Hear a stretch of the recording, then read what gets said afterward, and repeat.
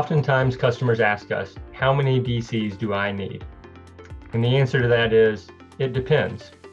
There's a series of questions that you can answer to help guide you on how many distribution centers you need. The first question is, does a single DC strategy increase my risk?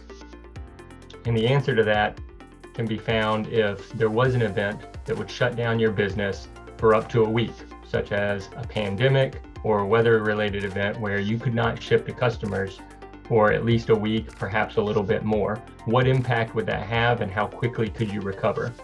Moving to a multiple DC model would drastically reduce the chances of an event like that happening or impacting your business.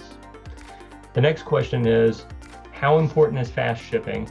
And that also ties into how unique your products are.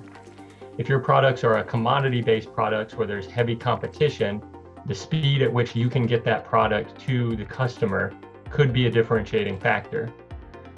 However, if you have a more niche product or a brand with some cachet or loyalty that customers can't easily get elsewhere, they may be willing to wait an extra 2 to 3 days while that's in transit from a single DC.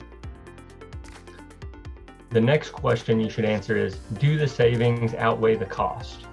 There will be incremental inventory, storage, and inbounding costs when you use multiple DCs.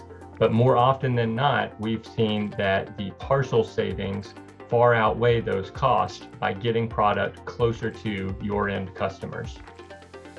The last question to answer is, what's your SKU count? The higher your SKU count, the more complex it is to balance inventory across multiple DCs. You also have to consider where your product comes from, if it's made locally or if you're importing it. If you're importing it and you go to a 2 DC model, are you going to double the number of containers that you inbound, or are you going to continue to bring in a single container and then split that shipment across to different regions throughout the country? These are all things you need to consider when looking at one or multiple DCs. And the answer is that there is no easy answer, but we'd be happy to help you answer some of these questions if you're interested.